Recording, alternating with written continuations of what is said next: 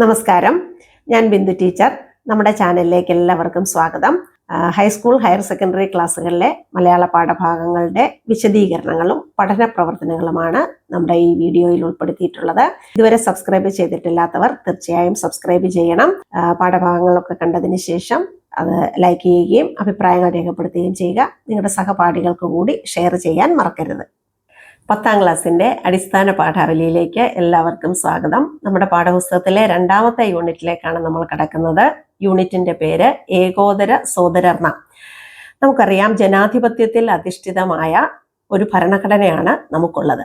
അത് സ്വാതന്ത്ര്യം, സമത്വം, സാഹോദര്യം എന്നീ മൂല്യങ്ങളെ ഉയർത്തിപ്പിടിക്കുന്നു. എന്നാൽ ഇവ അനുഭവിക്കാനായിട്ട് ഇന്നും എല്ലാവർക്കും സാധ്യമാകുന്നില്ല എന്നതാണ് ഒരു വലിയ സത്യം. ഇത് എല്ലാവർക്കും അനുഭവിക്കാൻ കഴിഞ്ഞെങ്കിൽ മാത്രമേ നമുക്ക് ഒരു നവലോകം സൃഷ്ടിക്കാൻ സാധിക്കുകയുള്ളൂ. നിസ്സഹായരായ മനുഷ്യരെ കരുതലും പരിഗണനയും നൽകി ചേർത്തു നിർത്തിക്കൊണ്ട് അവരെ കൂടെ ഉന്നമനത്തിൽ എത്തിച്ചാൽ മാത്രമേ നമുക്കൊരു മാനവികതയുടെ ഒരു പുതുലോകം നമുക്ക് സൃഷ്ടിക്കാൻ കഴിയുള്ളൂ. ഈ മാനവിക ബോധത്തെ ആവിഷ്കരിക്കുന്ന 3 പാഠങ്ങളാണ് നമ്മുടെ ഈ യൂണിറ്റിൽ ഉൾപ്പെടുത്തിയിരിക്കുന്നത്. നമുക്ക് യൂണിറ്റിലേക്ക് കടക്കാം. അതിനു മുമ്പായിട്ട് ഒരു പ്രവേശകം നൽകിയിട്ടുണ്ട്. അത് ഡോക്ടർ BR അംബേദ്കറിന്റെ ഒരു വാചകമാണ്, ഒരു ആശയമാണ് നൽകിയിരിക്കുന്നത്. നിങ്ങൾക്ക് BR അംബേദ്കറിനെ കുറിച്ച് അറിയാമെന്ന് കരുതുന്നു. ഇന്ത്യൻ ഭരണഘടനയുടെ ശില്പി എന്നാണ് അദ്ദേഹം അറിയപ്പെടുന്നത്. ഭീമറാവു റാംജി അംബേദ്കർ എന്നാണ് അദ്ദേഹത്തിന്റെ പൂർണ്ണമായ പേര്. 1891 ഏപ്രിൽ 14 മഹാരാഷ്ട്രയിലെ രത്നഗിരിയിൽ അമ്പവാഡെ ഗ്രാമത്തിലാണ് അദ്ദേഹം ജനിച്ചത്. മഹാർ ജാതിക്കാരനായിരുന്ന അദ്ദേഹത്തിന് ചെറുപ്പകാലത്ത് ജാതീയമായ വിവേചനം നേരിടേണ്ടി വന്നിരുന്നു. വിദ്യാഭ്യാസം നേടിയ ശേഷം ജാതീയവും സാമൂഹികവുമായ വിവേചനത്തിനെതിരെ അദ്ദേഹം പോരാടി. മുംബൈയിലെ എൽ ഫിൻസ്റ്റൺ കോളേജിൽ നിന്ന് സാമ്പത്തിക ശാസ്ത്രത്തിലും രാഷ്ട്രമീമാംസയിലും ബിരുദവും, കൊളംബിയ സർവകലാശാലയിൽ നിന്ന് സാമ്പത്തിക ശാസ്ത്രത്തിൽ ബിരുദാനന്തര ബിരുദവും നേടി. ലണ്ടൻ സർവകലാശാലയിൽ നിന്ന് ഡോക്ടറൽ ബിരുദവും, കൊളംബിയ സർവകലാശാലയിൽ നിന്ന് മറ്റൊരു ഡോക്ടറൽ ബിരുദവും നേടി. 1947 സ്വതന്ത്ര ഇന്ത്യയുടെ ആദ്യത്തെ നിയമമന്ത്രിയായി. 1950 അദ്ദേഹം ബുദ്ധമതം സ്വീകരിച്ചു. 1956 ഡിസംബർ 6 അദ്ദേഹം അന്തരിച്ചത്. 1991 മരണാനന്തരം ഇദ്ദേഹത്തിന് ഭാരതരത്നം എന്ന ബഹുമതി നൽകി രാഷ്ട്രം ആദരിക്കുകയുണ്ടായി. ഇന്ത്യൻ ഭരണഘടനയുടെ അവലോകനം, അസ്പൃശ്യർ, ജാതി ഉന്മൂലനം, ബുദ്ധനും അദ്ദേഹത്തിന്റെ ധർമ്മവും, ബുദ്ധൻ അല്ലെങ്കിൽ കാൾ മാർക്സ്, പാകിസ്ഥാനെ കുറിച്ചുള്ള ചിന്തകൾ, ഇന്ത്യയിലെ ജാതികൾ, അവയുടെ സംവിധാനം, ഉത്ഭവം, വികാസം, പാകിസ്ഥാൻ അല്ലെങ്കിൽ ഇന്ത്യ വിഭജനം തുടങ്ങിയവയാണ് അദ്ദേഹത്തിന്റെ പ്രധാനപ്പെട്ട കൃതികൾ. നമുക്ക് അദ്ദേഹത്തിന്റെ വാചകത്തിലേക്ക് കടക്കാം. ഇപ്രകാരമാണ് ഇവിടെ നൽകിയിരിക്കുന്നത്: സ്വാതന്ത്ര്യം, സമത്വം, സാഹോദര്യം എന്നിവയിൽ അധിഷ്ഠിതമായ സമൂഹമാണ് എൻ്റെ മാതൃക. ഒരു ഭാഗത്ത് നടക്കുന്ന മാറ്റം മറ്റു ഭാഗങ്ങളിലേക്ക് വഹിക്കാൻ കഴിയുന്ന ചാനലുകൾ നിറഞ്ഞതും ചലനശക്തിയുള്ളതുമാവണം ഒരു മാതൃകാ സമൂഹം. അദ്ദേഹത്തിന് മാതൃകാ സമൂഹത്തെക്കുറിച്ചുള്ള ഒരു ആശയമാണ് ഇവിടെ നമ്മളോട് പങ്കുവയ്ക്കുന്നത്. അതായത് സ്വാതന്ത്ര്യം, സമത്വം, സാഹോദര്യം എന്നിവയിൽ അധിഷ്ഠിതമായിരിക്കണം ഒരു സമൂഹം എന്നാണ് അദ്ദേഹം പറയുന്നത്. കാരണം ഈ സ്വാതന്ത്ര്യം എന്ന് പറയുന്നത് എല്ലാവർക്കും അവകാശപ്പെട്ട ഒന്നാണ് എന്ന് നമുക്കറിയാം. ജാതി, മത, വർഗ, വർണ്ണ, ലിംഗ, ഭാഷ വ്യത്യാസമൊന്നും, അതുപോലെ വിദ്യാഭ്യാസം, സാമ്പത്തികം, ഇതിൻ്റെ ഒന്നും വേർതിരിവുകളില്ല, അല്ലെങ്കിൽ ഇതിൻ്റെ ഒന്നും പേരിലുള്ള ഒരു വിവേചനമില്ലാത്ത ഒരു സമൂഹമായിരിക്കണം നമ്മുടേത് എന്നാണ് അദ്ദേഹം ആഗ്രഹിക്കുന്നത്. അതായത് തുല്യതയുള്ള ഒരു സമൂഹമായിരിക്കണം. അപ്പോൾ അവിടെ എല്ലാവർക്കും അവരവരുടെ സ്വാതന്ത്ര്യം ഉണ്ടാവണം, എല്ലാവർക്കും നീതി ഉണ്ടാവണം, അതുപോലെ എല്ലാവർക്കും വിദ്യാഭ്യാസം ലഭിക്കണം. ഇങ്ങനെ എല്ലാ തരത്തിലും ഒരുപോലെ എല്ലാ മനുഷ്യരെയും കാണുന്ന ഒരു ജീവിത സമ്പ്രദായമായിരിക്കണം നമ്മുടെ സമൂഹത്തിൽ ഉണ്ടായിരിക്കേണ്ടത് എന്നാണ് അദ്ദേഹം ആഗ്രഹിക്കുന്നത്. അത്തരം ഒരു സമൂഹമാണ് അദ്ദേഹം മാതൃകയാക്കുന്നത്. മാത്രവുമല്ല, ഒരു ഭാഗത്ത് നടക്കുന്ന മാറ്റം മറ്റു ഭാഗങ്ങളിലേക്കും വഹിക്കാൻ കഴിയണം. അതായത് അത്തരം ചാനലുകൾ നിറഞ്ഞതായിരിക്കണം, ചലനശക്തി ഉള്ളതായിരിക്കണം സമൂഹം എന്ന് പറയുന്നത്. അതായത് ഒരിടത്ത് ഒരു പുരോഗതി ഉണ്ടായാൽ, ഒരു മാറ്റം ഉണ്ടായാൽ, ഒരു ഗുണപരമായ മാറ്റം ഉണ്ടായാൽ അത് അവിടെ മാത്രം ഒതുങ്ങി നിൽക്കാതെ അത് മറ്റിടങ്ങളിലേക്കും വ്യാപിക്കാൻ കഴിയുന്ന തക്ക രീതിയിലുള്ള ഒരു സംവിധാനം ഒരു സമൂഹത്തിൽ ഉണ്ടായിരിക്കണം, അല്ലെങ്കിൽ ഒരു രാജ്യത്തിൽ ഉണ്ടായിരിക്കണം. അപ്പോൾ ആ സമൂഹം എന്ന് പറയുന്നത് എപ്പോഴും ചലനാത്മകമായിരിക്കണം, എപ്പോഴും ചലിച്ചുകൊണ്ടിരിക്കുന്നതായിരിക്കണം. അതായത് ഒരിടത്തെ മാറ്റം മറ്റൊരിടത്ത് അറിയാൻ കഴിയണം, അല്ലെങ്കിൽ അങ്ങോട്ട് വ്യാപിക്കാൻ കഴിയണം. ഇതാണ് അദ്ദേഹം ഇവിടെ പങ്കുവയ്ക്കുന്ന ആശയം എന്ന് പറയുന്നത്. ഇവിടെ നമ്മുടെ ചോദ്യം ഇപ്രകാരം തന്നിട്ടുണ്ട്: ഡോക്ടർ BR അംബേദ്കർ വിഭാവനം ചെയ്ത സമൂഹം യാഥാർത്ഥ്യമാക്കുന്നതിന് എന്തൊക്കെ പ്രവർത്തനങ്ങളാണ് ഇനിയും നാം ഏറ്റെടുക്കേണ്ടത്, ചർച്ച ചെയ്യുക എന്നാവശ്യപ്പെട്ടിരിക്കുന്നു. അപ്പോൾ എല്ലാവരും ഒരുപോലെ തുല്യരാണെന്നുള്ള ഒരു വിശാലമായ ഒരു കാഴ്ചപ്പാട് ഓരോ മനുഷ്യരിലും വളർത്തിയെടുക്കുക എന്നുള്ളതാണ് നമുക്ക് ആദ്യം ചെയ്യാൻ കഴിയുന്നത്. അതുപോലെ എല്ലാവരും തുല്യ നീതിക്ക് അർഹരാണ്, എല്ലാവർക്കും വിദ്യാഭ്യാസം വേണം, എല്ലാവർക്കും പൗരസ്വാതന്ത്ര്യം വേണം. അപ്പം ഇതെല്ലാം കൂടെ ചേർന്നെങ്കിൽ മാത്രമേ ഇത്തരത്തിലുള്ള ഒരു മാതൃകാപരമായ സമൂഹം വാർത്തെടുക്കാൻ നമുക്ക് സാധിക്കുകയുള്ളൂ എന്നതാണ് നമ്മൾ മനസ്സിലാക്കേണ്ട ഒരു കാര്യം. അപ്പോൾ നമുക്കറിയാം, എല്ലാ കാലത്തും വസുധയെ പോലും, ഭൂമിയെ തന്നെ ഒരു വസുധൈവ കുടുംബകം എന്നൊരാശയം നമ്മൾ കേട്ടിട്ടുണ്ടാവും. ഈ വസുധയെ ഒരു കുടുംബമായി കാണാൻ കഴിയുന്നത്ര വിശാലമായ ഒരു കാഴ്ചപ്പാട് നമുക്കുണ്ടാവണമെന്നാണ് ആർഷഭാരത സംസ്കാരം നമ്മെ പഠിപ്പിക്കുന്നത്. അപ്പോൾ ഒരു രാജ്യത്തിലെ ജനങ്ങളെ മുഴുവനും ഒരേപോലെ കാണാനും സഹോദരരായി കാണാനും സമത്വത്തോടെ എല്ലാവർക്കും ജീവിക്കാനുള്ള ഒരു സന്തോഷകരമായ സാഹചര്യം ഉണ്ടാവാനും തീർച്ചയായും പ്രയത്നിക്കേണ്ടത് നമ്മുടെ രാജ്യത്തെ ഓരോ പൗരൻ്റെയും കടമയാണ് എന്നുള്ളതും കൂടെ നമ്മൾ മനസ്സിലാക്കേണ്ടിയിരിക്കുന്നു. നമുക്ക് പാഠഭാഗത്തേക്ക് കടക്കാം. നമുക്ക് പഠിക്കാനുള്ള കവിതയുടെ പേര് വിഷുക്കണി. ഇത് വൈലോപ്പള്ളി ശ്രീധരമേനോന്റെ വിട എന്ന കവിതാ സമാഹാരത്തിൽ നിന്നെടുത്തിട്ടുള്ള ഒരു ഭാഗമാണ്. അപ്പോൾ സമൂഹത്തിൽ സമത്വം പുലരണം എന്നാഗ്രഹിക്കുന്ന ആ ഒരു മാനവിക ബോധത്തിന്റെ ആവിഷ്കാരമാണ് വൈലോപ്പള്ളിയുടെ ഈ കവിത. ഇവിടെ പ്രവേശകമായിട്ട് നൽകിയിരിക്കുന്നത് ഇപ്രകാരമാണ്: എത്ര വലിയ പൂട്ടിട്ട വാതിലും അക്ഷരം കൊണ്ട് തുറക്കുന്നവർ, അവരവിടെ പുതിയ കാഴ്ചകൾ കാണുന്നു. അപ്പോൾ കവികളാണ് അക്ഷരങ്ങൾ കൊണ്ട് വലിയ പൂട്ടിട്ട വാതിലുകളും തുറക്കാൻ കഴിവുള്ളവർ. അവർ ഏത് പ്രതിബന്ധങ്ങളെയും വാക്കുകളിലൂടെയും അക്ഷരങ്ങളിലൂടെയും അതിജീവിക്കുന്നു. അവരവിടെ പുതിയ കാഴ്ചകൾ കാണുന്നു, പുതിയൊരു ലോകം, ഒരു നവലോകം അവർക്ക് കാണാൻ കഴിയുന്നു. നമുക്ക് കവിതയിലേക്ക് കടക്കാം. കനിവോടോതി എന്നെ തൊട്ടുണർത്തിക്കൊണ്ട് അമ്മ കണി കാണുവാൻ വരൂ കൺ തുറക്കാതെ കുട്ട. ഒരു വിഷുക്കണി കാണിക്കാനായിട്ട് അമ്മ കുഞ്ഞിനെ കണ്ണടച്ചു പിടിച്ചുകൊണ്ട് ഉറക്കത്തിൽ നിന്ന് എണീറ്റ് വരാൻ ആവശ്യപ്പെടുകയാണ്. തായതൻ വിരൽ തുമ്പിൽ പിടിച്ചേൻ പരിചിതമായ എന്നാൽ തറയൂടെ നടന്നേൻ മന്ദം മന്ദം. തായ അമ്മ, അമ്മയുടെ വിരൽ തുമ്പിൽ പിടിച്ചു, പരിചിതമായ തറയിലൂടെ മന്ദം മന്ദം പതുക്കെ പതുക്കെ കുട്ടി നടക്കുകയാണ്. കണ്ണുകൾ ഇറുക്കി ഞാൻ അടച്ചിടിലും പെട്ടെന്ന് എന്തു കഷ്ടമാണ് അറിയാതവ തുറന്നുപോയി. കണ്ണ് അടച്ചു പിടിച്ചിട്ടാണ് കണി കാണണമെന്ന് അറിയാം, പക്ഷേ എന്ത് കഷ്ടമാണ്, അറിയാതെ കണ്ണു തുറന്നുപോയി. കൂരിരുൾ ചുറ്റും വെട്ടമെന്നിയെ ഗ്രാമത്തിലെ കൂരകൾ മയങ്ങുന്നു ജനലിനങ്ങേപ്പുറം. ആ കാഴ്ച ആ കണ്ണു തുറന്നപ്പോൾ കണ്ട കാഴ്ച ഇപ്രകാരമായിരുന്നു: എല്ലായിടത്തും കൂരിരുട്ടാണ്. വെട്ടമെന്നിയെ, വെട്ടമില്ലാതെ, ഗ്രാമത്തിലെ കൂരകൾ മയങ്ങുന്നു. അപ്പൊ ചുറ്റുപാടുമുള്ള ആ ഇടങ്ങളിലൊക്കെ ചെറിയ ചെറിയ വീടുകളാണ്, കൂരകളാണ്. അവിടെ ഇരുട്ട് നിറഞ്ഞു നിൽക്കുകയാണ്. ആ കൂരകളൊക്കെ മയക്കത്തിലാണ്. അവരാരും വിഷുവിന് വേണ്ടി തയ്യാറായിട്ടില്ല.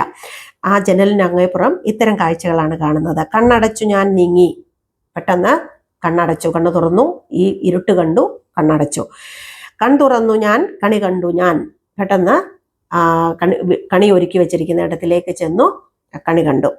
എന്തൊക്കെ കാഴ്ചകളാണ്! അപ്പം നമുക്കറിയാമല്ലോ, ഒരു വിഷു എന്ന് പറയുന്നത് എത്രത്തോളം ആഹ്ലാദത്തിൻ്റെ ദിനങ്ങളാണ്, എത്രത്തോളം മനോഹരമായ കാഴ്ചയാണ് ആ വിഷുക്കണി എന്ന് പറയുന്നത്. അപ്പം അതിലേക്ക് ആ കുട്ടിയെ കൈപിടിച്ച് അമ്മ നടത്തിക്കൊണ്ടുവരികയാണ്. അവൻ എന്തൊക്കെ കാഴ്ചകളാണ് കാണുന്നത്? കൺ തുറന്നു ഞാൻ, കണി കണ്ടു ഞാൻ, കണ്ണഞ്ചിക്കും കമനീയമാം ശില്പം. മനോഹരമായി അവിടെ വെച്ചിരിക്കുന്ന ആ കൃഷ്ണ വിഗ്രഹം അവൻ കണ്ടു. വെള്ളി പോൽ തിളങ്ങുന്നോരോട്ടുരുളിയും കണിവെള്ളരിക്കയും തേങ്ങാമുറികൾ തിരികളും കൊന്നയും പൊന്നും ചാർത്തിച്ചിരിക്കും മഹാലക്ഷ്മി തന്നെ കണ്ണാടിയും ഞൊറിഞ്ഞ കരമുണ്ടും അരി കുങ്കുമച്ചെപ്പും ഐശ്വര്യ മഹാറാണി കരങ്ങു ചമയ്ക്കുവാൻ അമ്മയ്ക്കു വശം പണ്ടേ. എന്തൊക്കെയാണ് അവിടെ ഒരുക്കി വെച്ചിരുന്നതെന്ന് നോക്കിയേ: വെള്ളി പോൽ വിളങ്ങുന്ന ഓട്ടുരുളി, കണിവെള്ളരിക്ക, തേങ്ങാമുറികൾ, തിരികൾ, കൊന്നപ്പൂവ്, പൊന്ന്, ഇതെല്ലാം ചാർത്തി ചിരിക്കുന്ന മഹാലക്ഷ്മിയുടെ കണ്ണാടി. അപ്പോൾ ഇതെല്ലാം ചാർത്തി വെച്ചിരിക്കുന്നു. അതുപോലെ അവിടെ ഒരു വാൽക്കണ്ണാടി ഉണ്ട്, മഹാലക്ഷ്മിയുടെ പ്രതീകമായിട്ടൊരു വാൽക്കണ്ണാടി, ഐശ്വര്യത്തിൻ്റെ പ്രതീകമാണ്. ഇത് വെച്ചിട്ടുണ്ട്. ഞൊറിഞ്ഞ കരമുണ്ടും വെച്ചിട്ടുണ്ട്. അരിയുണ്ട്, കുങ്കുമച്ചെപ്പുണ്ട്. ഐശ്വര്യ മഹാറാണി കരങ്ങു ചമയ്ക്കുവാൻ അമ്മയ്ക്ക് വശം പണ്ടേ. അമ്മയ്ക്ക് പണ്ടേ ഈ ഐശ്വര്യ ദേവതയ്ക്ക് ഇതുപോലെയുള്ള ഒരുക്കങ്ങൾ ചെയ്യുവാൻ, അല്ലെങ്കിൽ ഇതുപോലെ അവർക്ക് ഇരിപ്പിടം തയ്യാറാക്കാൻ അമ്മയ്ക്ക് പണ്ടേ സാമർഥ്യമുണ്ട്. അതുകൊണ്ടെല്ലാം ഒന്നിനും ഒരു കുറവും വരുത്താതെ അതിമനോഹരമായ വിഷുക്കണി ഒരുക്കി വെച്ചിരിക്കുകയാണ്. കണി കണ്ടു ഞാൻ പിന്നെ കൈനീട്ടം മേടിച്ചു ഞാൻ അനുജത്തിമാർ കാണുക പുത്തിരി കത്തിച്ചു ഞാൻ കണി കണ്ടു, മുതിർന്നവരിൽ നിന്ന് കൈനീട്ടം വാങ്ങി. വിഷുവിൻ്റെ ഒരു പ്രത്യേകതയാണല്ലോ കൈനീട്ടം. അത് വാങ്ങിച്ചു. അനുജത്തിമാർ കാണുക അവരെ സന്തോഷിപ്പിക്കാനായിട്ട് പൂത്തിരികളൊക്കെ കത്തിച്ചു. അടുത്തും അകലത്തും നാടിനെ ഉണർത്തുന്നു പടക്കം പൊട്ടിക്കലും ആർക്കലും തിമിർക്കലും. അകലെ നിന്നും അടുത്തു നിന്നും ഒക്കെ ആർപ്പുവിളികൾ കേൾക്കാം, പടക്കം പൊട്ടിക്കൽ കേൾക്കാം. എല്ലാവരും ഉത്സാഹത്തിമിർപ്പിലാണ്. എങ്കിലും കണി കാണും മുമ്പ് കൺ തുറന്നിട്ടോ തിങ്ങിടും ഇരുട്ടിലാണെൻ കരളം നേരത്തും. പക്ഷെ ഈ മനോഹരമായ കാഴ്ചകൾ, ഈ സമൃദ്ധമായ കാഴ്ചകളൊക്കെ കണ്ടിട്ടും എങ്കിലും എന്താണ് ആ കവി മനസ്സിലെ അല്ലെങ്കിൽ ആ കവിയുടെ മനസ്സിലെ കുട്ടി എന്തിനോ വേണ്ടി സങ്കടപ്പെടുന്നുണ്ടെങ്കിലും കണി കാണും മുൻപ് കൺ തുറന്നിട്ടോ തിങ്ങിടും ഇരുട്ടിലാണ് എൻ കരളം നേരത്ത്. അപ്പോഴും എൻ്റെ മനസ്സ് ആ ഇടയ്ക്ക് കണ്ണു തുറന്നപ്പോൾ കണ്ട ഇരുട്ടിൽ അങ്ങനെ ഉടക്കി നിൽക്കുകയാണ്. എന്താണെന്നറിയില്ല. എങ്ങാനുമുണ്ടോ വെട്ടം ചുറ്റുമീ ഉൾനാട്ടിലൻ ചങ്ങാതിമാർ തൻ ഗേഹം ഇപ്പോഴും ഇരുട്ടിൽ താൻ. വീണ്ടും നോക്കുകയാണ്, എവിടെയെങ്കിലും വെട്ടം തെളിഞ്ഞിട്ടുണ്ടോ? എന്താണ് ആ കുട്ടിയുടെ മനസ്സിൽ വേദന ഉണ്ടാകാനുള്ള കാരണം? തൻ്റെ ചങ്ങാതിയുടെ, ആ ഗ്രാമത്തിലെ തൻ്റെ ചങ്ങാതിമാരുടെ കൂട്ടുകാരുടെയൊക്കെ കൂരകൾ ഇപ്പോഴും ഇരുട്ടിൽ തന്നെയാണ്, അവരുടെ ഗൃഹങ്ങൾ ഇപ്പോഴും ഇരുട്ടിൽ തന്നെയാണ് എന്നൊരു വേദനയാണ് അവനപ്പോൾ ഉണ്ടായത്. ഈ തറവാട്ടിൻ കെട്ടിൽ ഇക്കണി ഉരുളിതൻ ചുറ്റിൽ ഇത്തിരി വട്ടം ഞങ്ങൾ തൻ മനസ്സിലും ക്ലാവഴും വാൽക്കണ്ണാടി ചേർത്തു വെച്ച ഐശ്വര്യത്തിൻ ദേവതയെ നിന്നെ തരം താഴ്ത്തുകയല്ലേ ഞങ്ങൾ. ഐശ്വര്യത്തിന്റെ ദേവത എന്ന് പറയുന്നത് ഒരു കൂട്ടർക്ക് വേണ്ടി മാത്രമുള്ളതല്ല, എല്ലാവർക്കും വേണ്ടിയുള്ളതാണ്. പക്ഷേ ഞങ്ങളിപ്പോൾ എന്താണ് ചെയ്തിരിക്കുന്നത്? ഈ തറവാട്ടിൽ ഈ കണി കാണാൻ വെച്ചിരിക്കുന്ന ഈ ഉരുളിയുടെ ചുറ്റില് ഈ ഇത്തിരി വട്ടത്തില് ഞങ്ങളുടെ മനസ്സിലും ക്ലാവഴും വാൽക്കണ്ണാടി ചേർത്ത് വെച്ചിരിക്കുന്നു. അപ്പം നമ്മുടെ എല്ലാം മനസ്സിൽ ഈ ഒരു എന്താണ് ഇപ്പോഴും ഈ അസമത്വത്തിൻ്റെ അല്ലെങ്കിൽ സാമൂഹ്യ തിന്മയുടെ ഉച്ചനീചത്വത്തിൻ്റെ ഒക്കെ ഒരു ക്ലാവ് പിടിച്ചിട്ടില്ലേ ഈ വാൽക്കണ്ണാടിയിൽ എന്നതുപോലെ. ക്ലാവഴും വാൽക്കണ്ണാടി ചേർത്ത് വെച്ചിട്ട് ഈ വാൽക്കണ്ണാടിയിലുള്ള ഈ ക്ലാവ് എന്ന് പറയുന്നത് നമുക്കറിയാമല്ലോ. ക്ലാവ് എന്ന് പറഞ്ഞാൽ ഈ ഓട്ടുപാത്രത്തിലും പിച്ചള പാത്രങ്ങളിലുമൊക്കെ ആ പച്ച നിറത്തിൽ പറ്റി പിടിച്ചിരിക്കുന്ന ഒന്നാണല്ലോ ക്ലാവ്. അത് അതിൻ്റെ ഭംഗി കെടുത്തുന്ന ഒന്നാണ്. അപ്പോൾ ഈ ഇത്രയും ആഘോഷം നടക്കുമ്പോൾ ഈ ചില വീടുകൾ ഇരുട്ടിലാണ്ട് കിടക്കുന്നിരിക്കുന്നതിനെ ആ കവി മനസ്സ് പറയുന്നത് എങ്ങനെയാണ്? ക്ലാവഴും വാൽക്കണ്ണാടി ചേർത്ത് വെച്ചിരിക്കുന്നു ഐശ്വര്യത്തിൻ്റെ ദേവതയോടൊപ്പം ക്ലാവ് പിടിച്ച ഒരു കണ്ണാടി വെച്ചാൽ അതിൻ്റെ ആ മഹത്വത്തെ എത്രത്തോളം ഇല്ലാതാക്കുമോ എന്ന് പറഞ്ഞതുപോലെ ഞങ്ങൾ ഈ ക്ലാവ് പിടിച്ച കണ്ണാടി ഇവിടെ വെച്ചിരിക്കുന്നത് നിന്നെ തരം താഴ്ത്തുന്നത് പോലെയല്ലേ എന്നാണ് ചോദിച്ചിരിക്കുന്നത്. അല്ലെങ്കിൽ ഈ അസമത്വം ഇവിടെ നിലനിൽക്കുന്നത് യഥാർത്ഥത്തിൽ മഹാലക്ഷ്മിയോടുള്ള ഐശ്വര്യ ദേവതയോ കുറച്ച് കാണുന്നത് പോലെയല്ലേ എന്നൊരു ചോദ്യമാണ് കവി മനസ്സിലുണ്ടാകുന്നത്. നീ ഉദാരതയുടെ പര്യായം വിയർപ്പു നീരാഴിയിൽ പിറന്ന ഋദ്ധിമഴ പോൽ വർഷിക്കുമ്പോൾ നിനക്ക് യാതൊരു തരത്തിലുള്ള ഭേദങ്ങളുമില്ല, ഭിന്നതകളുമില്ല എന്നറിയാം, പക്ഷഭേദങ്ങളില്ല എന്നറിയാം. കാരണം നീ ഉദാരതയുടെ ദാനശീലത്തിൻ്റെ പര്യായമാണ്. എവിടെയാണോ വിയർപ്പു നീരാഴിയിൽ പിറക്കാൻ നിനക്ക് മടിയില്ല, എവിടെയാണോ അധ്വാനമുള്ളത് അവിടെ നീ പിറക്കുന്നു, അവിടെ മഴ പോൽ ഐശ്വര്യം വർഷിക്കുകയും ചെയ്യുന്നു. ഋദ്ധി എന്ന് പറഞ്ഞാൽ ഐശ്വര്യം, മഴ പോൽ വർഷിക്കുന്നു. അപ്പം അധ്വാനം എവിടെയുണ്ടോ അവിടെ മഹാലക്ഷ്മിയുണ്ട്. നീ കരിമണ്ണിൻ കൊടി കണിക്കൊന്നതൻ സ്വർണ്ണ നീരരുവിയിൽ സ്നാനം ചെയ്ത് തീ എരിവെയിലിൻ കായ്കനി തൂങ്ങും കൊമ്പിൽ ഉയലാടിയും പുന്നൽ പൊയ്കകളിൽ നൃത്തം ചെയ്തും പുകഴും പുരാപുണ്യം. എവിടെയൊക്കെയാണ്? നീ കരിമണ്ണിൻ കൊടിയാണ്, കണിക്കൊന്നതൻ സ്വർണ്ണ നീരരുവിയിൽ സ്നാനം ചെയ്യുന്നവളാണ്, കുളിക്കുന്നവളാണ്, എരിവെയിലിൽ കായ്കനികൾ സമൃദ്ധമായി തൂങ്ങിക്കിടക്കുന്നിടത്ത് ഊഞ്ഞാലാടുന്നവളാണ്, അതുപോലെ പുന്നല്ലുകൾ വിരിച്ചിട്ടിരിക്കുന്ന പായകളിൽ നൃത്തം ചെയ്യുന്നവളാണ്. അപ്പം എവിടെയെല്ലാമാണോ സമൃദ്ധിയുള്ളത് അവിടെയെല്ലാം നീ വന്ന് അവതരിക്കാറുള്ളവളാണ്. അതാണ് നിന്റെ പുണ്യം എന്ന് പറയുന്നത്, നിന്റെ കേൾവി കേട്ട പുകഴും പുരാപുണ്യം. അങ്ങനെയുള്ള നീ എങ്ങനെ ഒതുങ്ങും നീ ചെറുവട്ടത്തിൽ? അങ്ങനെയുള്ള ആ മഹാലക്ഷ്മിയെ ഈ ചെറുവട്ടത്തിൽ പൂട്ടി നിങ്കലേ തുറക്കുന്ന കൺകളെ തഴുകിടും. നിന്റെ മുന്നിൽ വന്ന് നിന്റെ അടുത്ത് വന്ന് കണ്ണു തുറക്കുന്നവരെ എങ്ങനെയാണ് നിനക്ക് തഴുകാൻ കഴിയുക? ചിരിക്കും മൂഢസ്വപ്നത്തിന്റെ പൂത്തിരിയിങ്കൽ. എങ്ങനെയാണ് നിനക്ക് ചിരിക്കാൻ കഴിയുക? ഈ മൂഢസ്വപ്നത്തിന്റെ പൂത്തിരി കത്തിക്കും. എന്താണ് മൂഢസ്വപ്നം? എല്ലാവരും ഇതുപോലെ വിഷു ആഘോഷിക്കുക. നമ്മൾ ആഘോഷിക്കുമ്പോൾ നമ്മുടെ മനസ്സിലുള്ള ചിന്ത എന്താണ്? നമ്മുടെ ചുറ്റുവട്ടത്തുള്ളവരെല്ലാം ഇതുപോലെ ആഘോഷത്തിമിർപ്പിലാണെന്നുള്ള അതൊരു മൂഢസ്വപ്നമാണ്. യഥാർത്ഥത്തിൽ എല്ലാവർക്കും ഇത് ആഘോഷിക്കാനുള്ള അവസരമില്ല, അതിനുള്ള പ്രാപ്തിയില്ല. അപ്പോൾ ഈ മൂഢസ്വപ്നത്തിൻ്റെ ചിരിയിൽ എങ്ങനെയാണ് നീ, ഈ പൂത്തിരിയിൽ നീ എങ്ങനെയാണ് ചിരിക്കുന്നത്? ദരിദ്രർക്കേകും പിച്ച കൈനീട്ട വെള്ളിക്കാശിൽ, ഈ വിഷുവിൻ്റെ പേരും പറഞ്ഞ് വിഷു കൈനീട്ടം എന്ന് പറഞ്ഞു കൊടുക്കുന്ന, ദരിദ്രർക്ക് കൊടുക്കുന്ന ഭിക്ഷയാണ്, ആ പിച്ചക്കാശാണ്, അത് കൈനീട്ടമല്ല. അതിൽ നിനക്ക് എങ്ങനെയാണ് സന്തോഷിക്കാൻ കഴിയുക? എൻ മനം കൊതിക്കയാം ചെളിയിൽ സരോരുഹ പൊന്മലരുകൾ പോലീ പാഴിരുൾ പരപ്പിങ്കൽ. എൻ്റെ മനസ്സ് ഒന്നിനു വേണ്ടി കൊതിക്കുകയാണ്, എൻ്റെ മനസ്സ് അസ്വസ്ഥമാണ്, ഞാനൊരു കാര്യം ആഗ്രഹിക്കുകയാണ്. എന്താണ് കവി മനസ്സാഗ്രഹിക്കുന്നത്? ചെളിയിൽ സരോരുഹ പൊന്മലരുകൾ, ചെളിയിലാണല്ലോ താമരകൾ വിടരുക. അപ്പൊ അങ്ങനെയുള്ള ആ പാഴിരുൾ പരപ്പിങ്കൽ, ആ ഇരുട്ട് മൂടി നിൽക്കുന്ന ആ പാഴിരുൾ പരപ്പിങ്കൽ എന്തുണ്ടാവണം? വീടുതോറുമേ കണി നിരന്നിട്ട്, വീടുകൾ തോറും എല്ലാ വീടുകളിലും കണി വെക്കാനുള്ള അവസരമുണ്ടാവണം. എന്നിട്ട് അതിൽ വിളയാടണം നീ. എല്ലാവർക്കും അന്നപൂർണയായ ദേവി, എല്ലാവർക്കും ഇതുപോലെ കണി കാണാനുള്ള അവസരമുണ്ടാവണം, എല്ലാവർക്കും ആഘോഷത്തിമിർപ്പുണ്ടാവണം, എല്ലാവർക്കും പൂത്തിരി കത്തിച്ച് സന്തോഷിക്കാൻ കഴിയണം. അങ്ങനെ ഒരു ദിനം ഉണ്ടാവണം, അങ്ങനെ ഒരു വിഷു ദിനം ഉണ്ടാവണം. നീ എല്ലാവർക്കും അന്നപൂർണയായ ഐശ്വര്യത്തിൻ്റെ ദേവത, എല്ലാവർക്കും സുഭിക്ഷത പ്രദാനം ചെയ്യാൻ ആഗ്രഹിക്കുന്ന നീ അത്തരത്തിൽ ഒരു ദിവസം എല്ലാവരുടെയും വീടുകളിൽ ഇതുപോലെ കണി ഒരുക്കാനുള്ള അവസരം ഉണ്ടാക്കുമോ എന്നാണ് ആ കവിയുടെ മനസ്സ്, അല്ലെങ്കിൽ ആ കവിയുടെ ഉള്ളിലെ കുട്ടിയുടെ ചോദ്യം. കണി കാണുന്നതിന് മുമ്പേ കണ്ണുറന്നിട്ടാവാം ഞാൻ ഇനി ആ പുലർകാലം വരെയും അസംതൃപ്തൻ. എന്താണെന്നറിയില്ല, കണി കാണാൻ വരുന്ന വഴിക്ക് അറിയാതൊന്ന് കണ്ണു തുറന്നല്ലോ, അതുകൊണ്ടായിരിക്കാം.